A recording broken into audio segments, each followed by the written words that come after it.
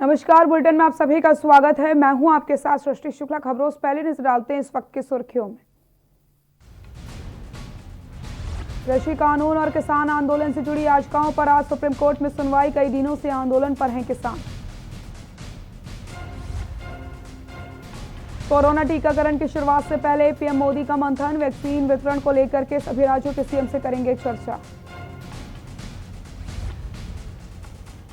कोविड-19 टीकाकरण सीएम का बयान। कहा, टीकाकरण के लिए हो पुख्ता इंतजाम, बेहतर तालमेल से मिलेंगे अच्छे परिणाम।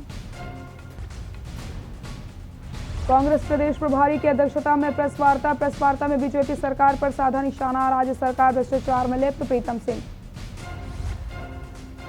1 अप्रैल से महंगी हो सकती है बिजली। घरेलू बिजली 2 में से 4% तक इजाफा, तो उद्योगों के लिए 4 से 6% तक हो सकती है बढ़ोतरी।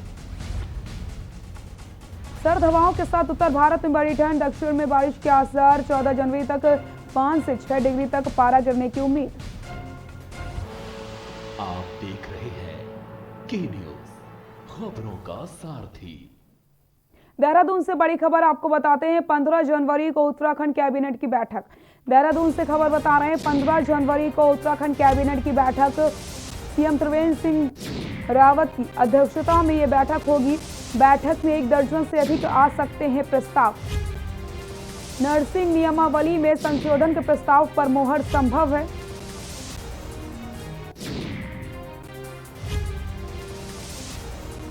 पंद्रह जनवरी को उत्तराखंड कैबिनेट की बैठक।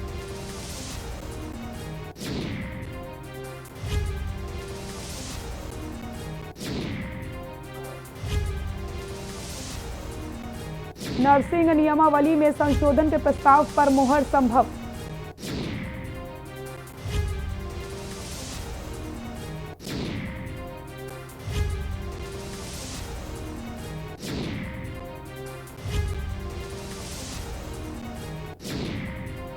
बैठक में 1 दर्जन से अधिक प्रस्ताव आ सकते हैं। नर्सिंग नियमावली में संशोधन के प्रस्ताव पर मोहर संभव। 15 जनवरी को उत्तराखंड कैबिनेट की बैठक। देहरादून से खबर।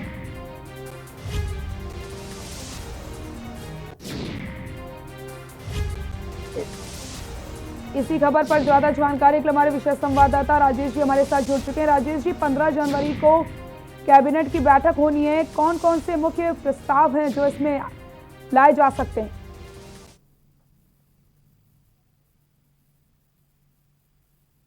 बैठक जो है वो कहीं ना कहीं महत्वपूर्ण बताई जा रही है, और महत्वपूर्ण का मतलब ये है कि इसके कई मायने भी हैं। और नर्सिंग नियमावली में संशोधन किया जाएगा। इस कैबिनेट बैठक में हरी झंडी दिखाई जाएगी। ई वाहन पॉलिसी है इसमें, जिसको लेकर के सीएम भाग्य योजना है, जो इसको लेकर के सरकार काफी तेजी से काम कर रही है। इस पे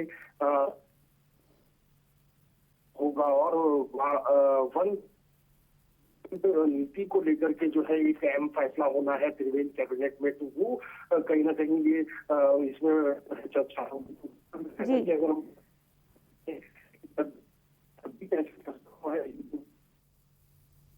जी राजेश जी, बहुत बहुत शुक्रिया आपका तमाम जानकारी के लिए।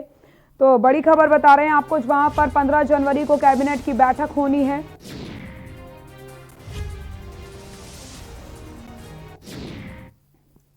उत्तरकाशी में बड़े कार्यों का प्रकाशन करना जरूरी नहीं समझा। ग्रामीण विभाग ने करोड़ के कार्य बिना प्रकाशन के ही कर दिए। महज 1 साल में 2 करोड़ से भी अधिक के निर्माण कार्य वर्क ऑर्डर में ही कर डाले गए। ग्रामीण निर्माण विभाग, जिसके पास नव निर्माण कार्य की बड़ी जिम्मेदारी है, लेकिन ग्रामीण निर्माण विभाग ने 1 साल में 2 करोड़ से ज्यादा निर्माण कार्य वर्क ऑर्डर में कर दिए। और इतना ही नहीं, लगभग 1 करोड़ के निर्माण बिना समाचार पत्रों में प्रकाशन के ही कर दिए गए। ये जानकारी विभाग से RTI सूचना के माध्यम से पता चली है, जहां ना कोई नियम ना कोई डर, बस अपने चहेते ठेकेदारों को लाभ पहुंचाने के एवज में नियमों को दरकिनार करके निर्माण कार्यों का प्रकाशन करना जरूरी नहीं समझा गया।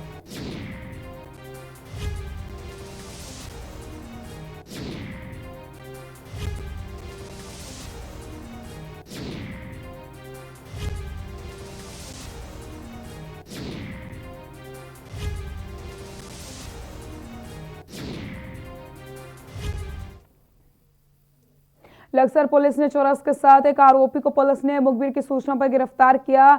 एनडीपीएस एक्ट की धाराओं में मुकदमा दर्ज करके आरोपी को जेल भेज दिया गया। आपको बताते चलें, लक्सर कोतवाली क्षेत्र के रायसी चौकी पर एक मुखबिर के द्वारा सूचना दी गई थी। क्षेत्र में अवैध नशे का कारोबार चल रहा है, जिसमें चौकी इंचार्ज ने मुखबिर की सूचना पर चेकिंग अभियान चलाया गया। जहां पर चेकिंग के दौरान एक संदिग्ध व्यक्ति को रोका गया तो रोकने के इशारे पर भागने लगा, जिसको पुलिस ने घेराबंदी करके धर दबोचा। इस दौरान आरोपी युवक की तलाशी ली गई तो उसके पास से चरस बरामद हुआ। रायसी द्वारा चेकिंग के दौरान महाराजपुर से एक अभियुक्त नूर अली सनो मीरसन निवासी सुल्तानपुर को 100 ग्राम चरस खत पकड़ा है, जिसके खिलाफ अभियोग दर्ज कर मैदानी कार्रवाई की जाएगी।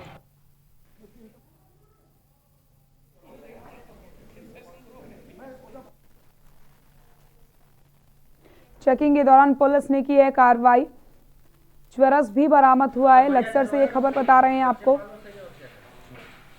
ठीक है, मैं कह रहा हूं।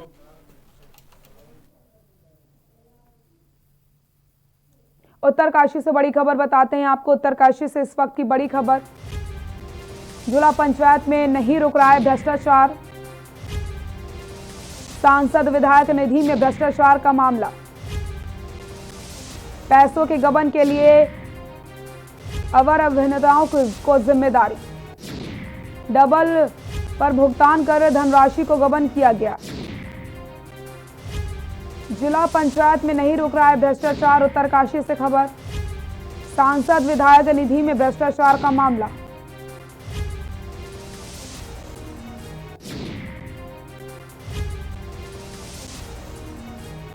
डबल पर भुगतान कर धनराशि का गबन किया गया। जिला पंचायत में नहीं रुक रहा है भ्रष्टाचार।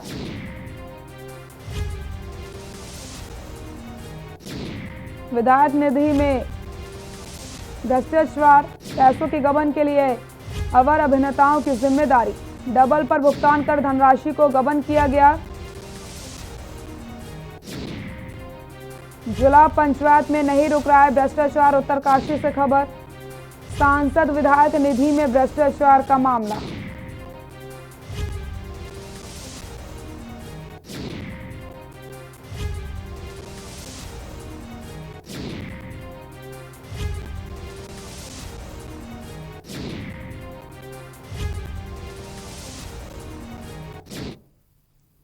यहाँ रुकते हैं एक छोटे से ब्रेक के लिए। ब्रेक के बाद खबरों का सिलसिला लगातार जारी है मेरे सहयोगी आरिश अजहर के साथ।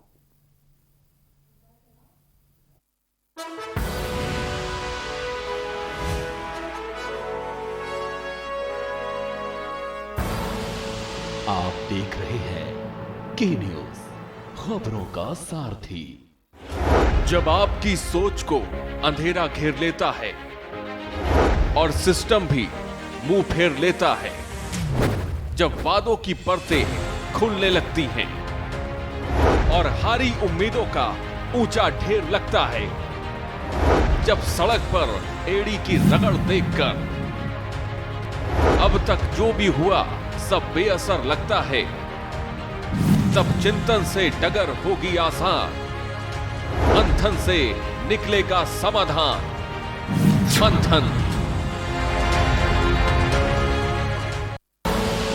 आप देख रहे हैं के न्यूज, खबरों का सारथी। और देश भर में 16 जनवरी से कोरोना टीकाकरण अभियान शुरू होने जा रहा है, इसलिए मुख्यमंत्री त्रिवेंद्र सिंह रावत ने भी अधिकारियों को पुख्ता इंतजाम करने के निर्देश दिए हैं। वहीं टीकाकरण से पहले उत्तराखंड में इस पर सियासत तेज हो गई है। वहीं कांग्रेस की मांग है कि देश में सबसे पहले टीका प्रधानमंत्री लगाएं, जबकि राज्यों में मुख्यमंत्रियों को टीका लगाकर अभियान का आगाज होना चाहिए। अमेरिका का अनुसरण करना चाहिए। अमेरिका के राष्ट्रपति जो निर्वाचित हैं बाइडेन, उन्होंने सबसे पहले और उनकी धर्मपत्नी ने अपने वैक्सीनेशन लगाया। प्रधानमंत्री जी को सबसे पहले वैक्सीनेशन लगाना चाहिए। वैक्सीन सबसे पहले आदरणीय नरेंद्र मोदी जी के लगनी चाहिए। राज्यों में राज्यों के मुख्यमंत्री को लगनी चाहिए, चाहे कोई भी राज्य का मुख्यमंत्री किसी भी पार्टी का हो, लेकिन राज्य के गवर्नर और मुख्यमंत्री सबसे पहले उद्घाटन इनसे होना चाहिए और देश में उद्घाटन प्रधानमंत्री जी से होना चाहिए। और खबर देहरादून से, जहां कांग्रेस ने ऐलान किया है कि 15 जनवरी को देश भर में किसान अधिकार दिवस मनाया जाएगा और आज भवन का घेराव किया जाएगा। एआईसीसी के आह्वान पर उत्तराखंड में भी कांग्रेस विरोध प्रदर्शन करेगी। कांग्रेस प्रदेश उपाध्यक्ष सूर्यकांत धस्माना ने बताया कि कांग्रेस किसान आंदोलन का समर्थन करती है। उन्होंने कहा कि नए कृषि कानून किसान विरोधी और इस प्रदर्शन के माध्यम से केंद्र सरकार से नए कृषि कानूनों को वापस लेने की मांग की जाएगी। कि हम लोग किसानों के मामले में राज्य भर में और देश भर में जो आंदोलन चल रहा है किसानों का, उसका कांग्रेस पूरी तरह से समर्थन कर रही है। राष्ट्रीय अध्यक्ष श्रीमती सोनिया गांधी जी ने इस मामले में पार्टी को आह्वान किया है कि आगामी 15 तारीख को हम लोग पूरे देश भर की राजधानियों में किसानों के सवाल पर पार्टी प्रदर्शन करेगी।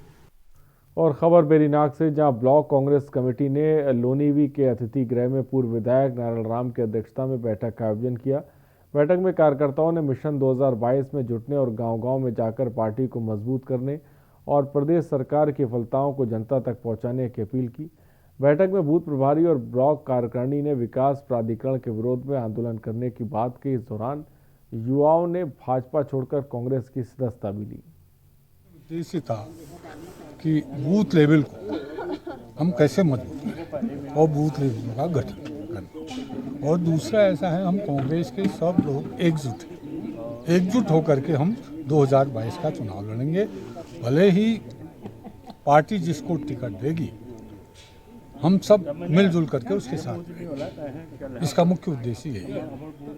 और खबर देहरादून के बीजापुर गेस्ट हाउस से, जहां स्टेट प्रेस क्लब की बैठक आयोजित की गई, जिसमें प्रदेश भर से आए 13 जिलों के पत्रकारों को सर्वसम्मति से चुना गया। आपको बता दें कि 13 कार्यकारिणी सदस्य भी निर्विरोध निर्वाचित चुने गए सही पत्रकारों का फूल मालाओं से सम्मानित किया गया। स्टेट प्रेस क्लब की बैठक में पत्रकारों की समस्याओं समेत क्लब की रूपरेखा पर भी चर्चा की गई। स्टेट प्रेस क्लब का बीजापुर गेस्ट हाउस देहरादून में संपन्न हुआ।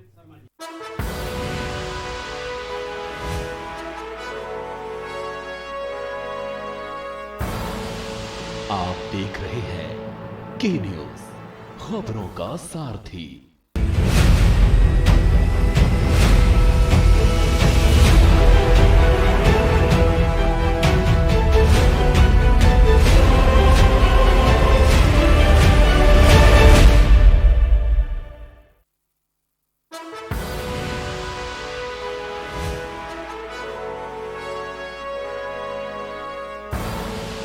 आप देख रहे हैं के न्यूज, खबरों का सारथी।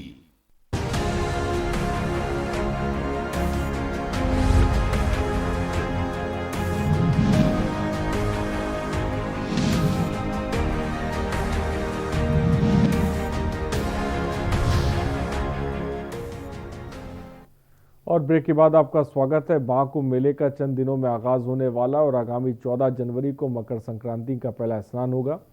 इसमें लाखों की संख्या में श्रद्धालु हरिद्वार पहुंचेंगे, लेकिन अभी तक NH-58 के कई निर्माण कार्य अधूरे पड़े हैं। भारी भीड़ और जाम से निपटने के लिए नेशनल हाईवे पर बनने वाले बाईपास निर्माण अधूरे पड़े हैं। ऐसी स्थिति में कुंभ मेले के कार्यों पर सवाल निशान भी खड़े हो रहे हैं।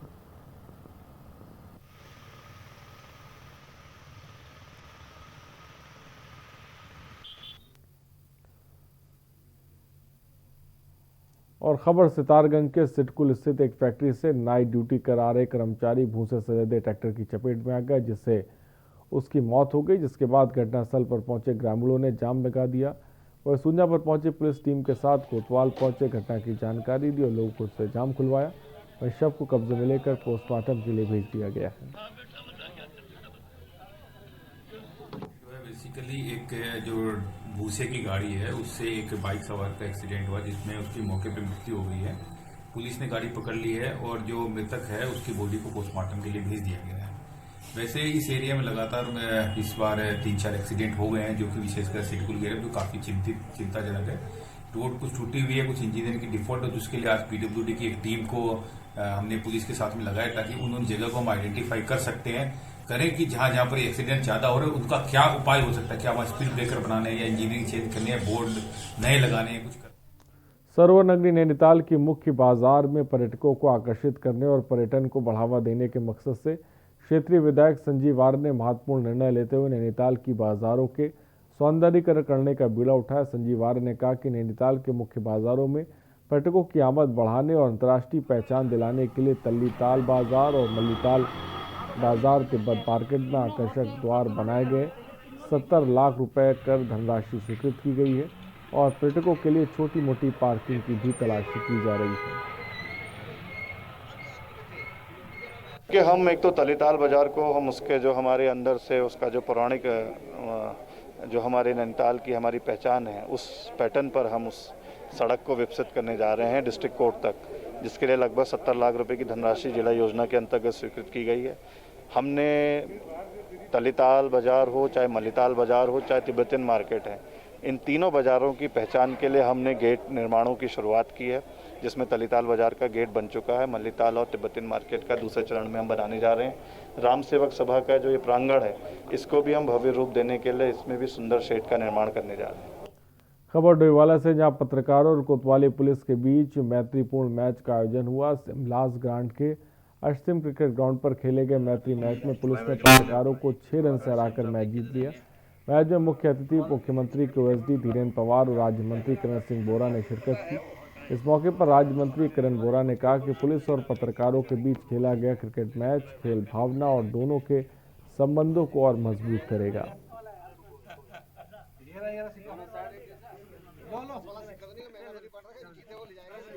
देखिए, सबसे पहले तो नए वर्ष की सब लोगों को शुभकामनाएं। और ये मैत्री मैच खेला गया नए वर्ष में, इसमें पुलिस और पत्रकारों के बीच खेला गया। ये मैत्री मैच था, इससे बहुत अच्छा संदेश गया। और सबसे अच्छा संदेश ये है कि दूर दराज के ग्रामीण क्षेत्र में ये जो क्रिकेट ग्राउंड बनाया है आशा सिंह द्वारा, ये अपने आप में बहुत महत्वपूर्ण है कि एक कृषि योग्य भूमि को खेल के मकसद से जो तैयार किया गया, इसमें काफ़ी मेहनत भी लगी। और मैं समझता हूं कि यहाँ के जो ग्रामीण हमारे प्रतिभाएं हैं, उनको एक अवसर मिलेगा नए सिरे से अपनी प्रतिभा को दिखाने का स्पोर्ट्स के लिए। जो स्पोर्ट्स की भी एक भावना होनी चाहिए, उस निमित्त सभी लोगों ने खेला है। और पत्रकारों का और पुलिस का सबका धन्यवाद। उत्तराखंड 2022 विधानसभा चुनाव के लिए कांग्रेस ने भी अपनी कमर कस ली है, जिसको लेकर कांग्रेस प्रदेश उपाध्यक्ष सूर्यकांत धस्माना का कहना है कि पार्टी प्रदेश में भाजपा सरकार के 4 साल के कार्यकाल की खामियों पर चार्जशीट तैयार करेगी, इसे जनता के बीच लेके जाएगी और चार्जशीट बनाने के लिए पूर्व मंत्री नवप्रभात की अध्यक्षता में 11 सदस्यीय कमेटी गठित की गई है।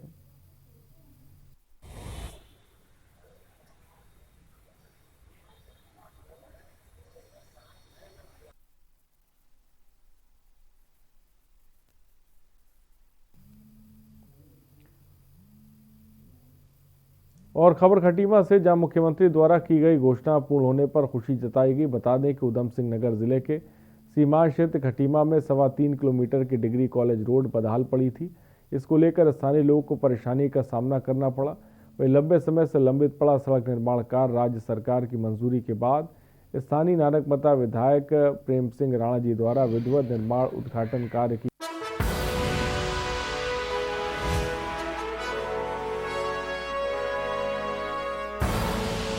आप देख रहे हैं के न्यूज, खबरों का सारथी। GGS Education Group launches 20% discount on academic fee of courses MBA, BBA, BCA, BFSI and GM, D Pharma, B Pharma. Offers best infrastructure, best transport facility, best academic service and best placement service. Register today to avail 20% discount.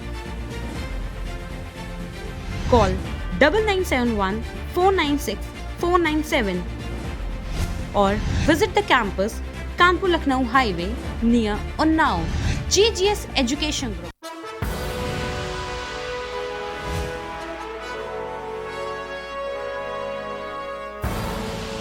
आप देख रहे हैं के news, खबरों का सारथी।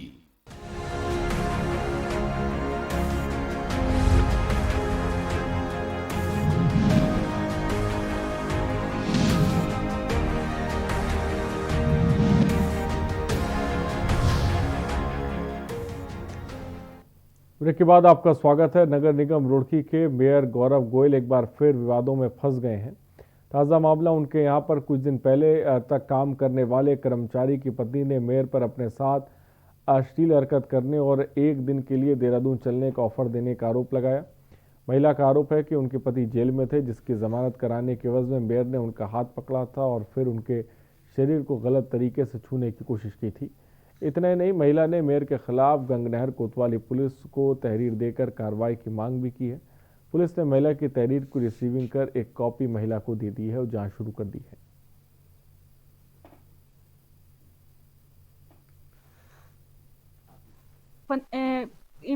Mayor साहब ने मेरे हस्बैंड की 15 महीने से सैलरी नहीं दी थी, तो उन्होंने बुलवाया, तो मैं इनको बुलवाया, तो मैंने इनको अकेले जाने नहीं दिया।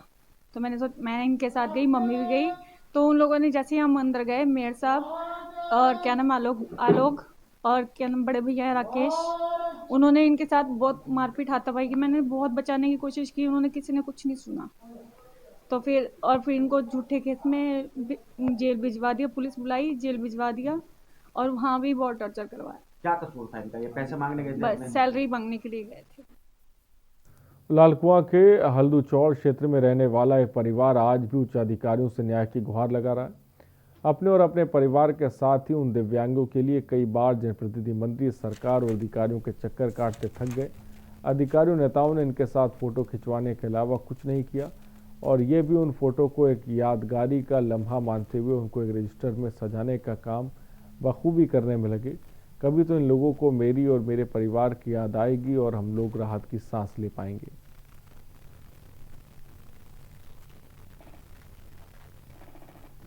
देखिए पत्रकार बंधु, आपने हमेशा मेरा साथ दिया है और आगे मुझे आशा साथ देंगे, मेरी आवाज़ आगे पहुंचाएंगे।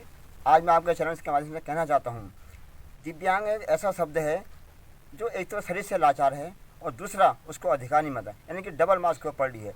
और दिव्यांग के नाम से राज्य केंद्र सरकारें काफ़ी योजनाएँ चलाती हैं, लेकिन ये योजनाएँ जहाँ कर रही हैं इसका मुझे आज तक पता नहीं चल पा रहा।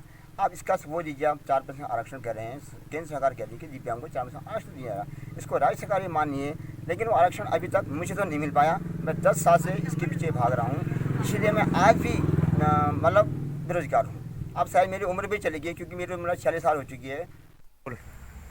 मैं इस टाइम में लालकुआं के हल्दूचौड़ क्षेत्र में एक ऐसे परिवार में बैठा हूँ जो परिवार आखिरकार अधिकारी, नेता और जनप्रतिनिधि से गुहारी लगाता रह गया। फोटो खिंचवाने के संग संग नेता इनके घर तो आते हैं पर लौट के दोबारा नहीं आते हैं। ऐसे में परिवार विकलांग होने के साथ साथ शंकर लाल इस विकलांग परिवार के संग और उन विकलांगों के संग हमेशा कंधे से कंधे मिलाकर हमें चलते हुए आए हैं और अपनी बातों को लेकर उन लोगों तक अधिकारी तो पहुँचे हैं कि आखिरकार हमें भी देखिए, क्योंकि हम भी एक समाज के हिस्से हैं, क्योंकि सरकारें हमारे लिए जब बोलती हैं तो आप लोग क्यों नहीं करते हैं।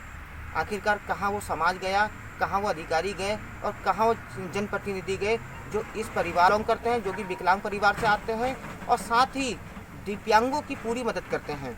पर कब वो अधिकारी आएंगे, कब वो नेता आएंगे, कब वो सरकारें याद करेगी इन परिवारों को कि जब इनका भला हो पाएगा। ऐसे में कब तक ये लड़ाई लड़ेंगे, ये अपने आप में देखने वाली बात है।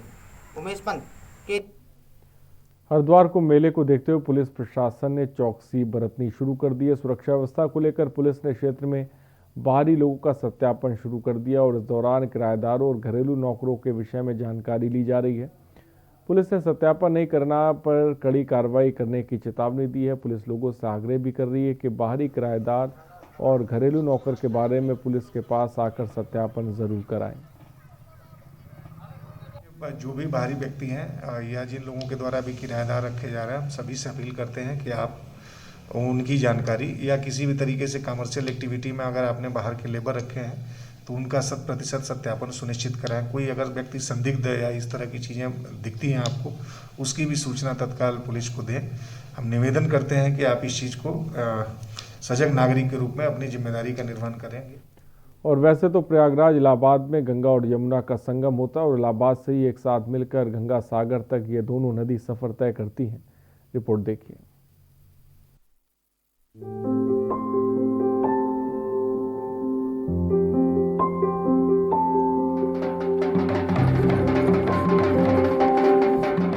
वैसे तो प्रयागराज में गंगा और यमुना का संगम होता है और इलाहाबाद से ही एक साथ मिलकर गंगा सागर तक ये दोनों नदी सफर तय करती हैं। लेकिन प्रयागराज से पहले इन दोनों नदियों की जलधाराएं उत्तरकाशी जनपद के प्रसिद्ध धार्मिक स्थल गंगनानी में एक दूसरे से मिलती हैं। प्राचीन काल से जिले की यमुना घाटी क्षेत्र के यमुना तट पर गंगनानी नामक स्थान पर स्थित प्राचीन कुंड से गंगा की जलधारा निकलकर यमुना के साथ मिलती है। इसके साथ यहाँ पर केदार गंगा भी गंगा व यमुना के साथ मिलकर संगम बनाती है, जिससे ये स्थान त्रिवेणी संगम के रूप में भी प्रसिद्ध है। प्राचीन काल से चली आ रही क्षेत्र के लोगों में इस धार्मिक स्थान को लेकर भी प्रयागराज जैसी ही आस्था आज भी विद्यमान है। उत्तरकाशी जिला मुख्यालय से 95 किलोमीटर दूर बड़कोट के निकट ये यमुनोत्री राजमार्ग पर स्थित है। प्रसिद्ध धार्मिक स्थल गंगनानी, जहां यमुना के तट पर विद्यमान प्राचीन कुंड से भागीरथी की जलधारा निकली है तथा यमुना व केदार गंगा में मिलकर संगम बनाती है। इस प्राचीन कुंड को लेकर मान्यता है कि गंगनानी के निकट स्थित भगवान परशुराम के पिता जमदग्नि ऋषि की तपस्थली थी, जहां ऋषि तपस्या करते थे। यहाँ पूजा अर्चना के लिए ऋषि जमदग्नि हर रोज उत्तरकाशी से गंगा जल लेकर आया करते थे। प्रसिद्ध धार्मिक स्थल गंगनानी में स्थित प्राचीन कुंड से निकलने वाले जल की प्रकृति पूरी तरह से गंगा भागीरथी जैसी ही है। गंगा घाटी में जैसे ही गंगा जल का जल स्तर कम होता है तो दूसरी ओर यमुना घाटी में स्थित इस कुंड में ही जल का स्तर कम हो जाता है।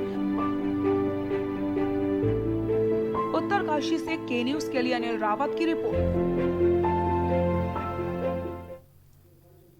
जहां एक और भाजपा सरकार महिला सशक्तिकरण और कोरोना से बचाव के लिए मास्क है जरूरी की बात करती है, वहीं दूसरी तरफ भाजपा के कुछ कार्यकर्ता इन नियमों के धज्जियां उड़ाते हैं। पुलिस द्वारा मास्क न पहनने पर भाजपा कार्यकर्ताओं का चालान कर भाजपाइयों ने कोतवाली पर जमकर हंगामा काटा।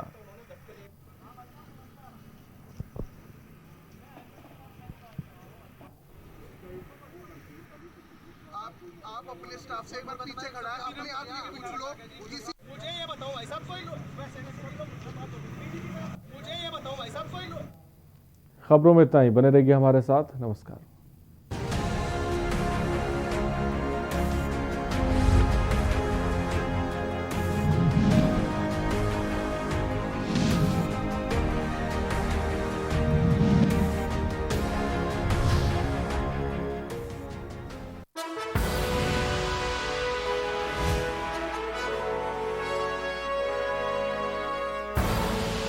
आप देख रहे हैं के न्यूज, खबरों का सारथी।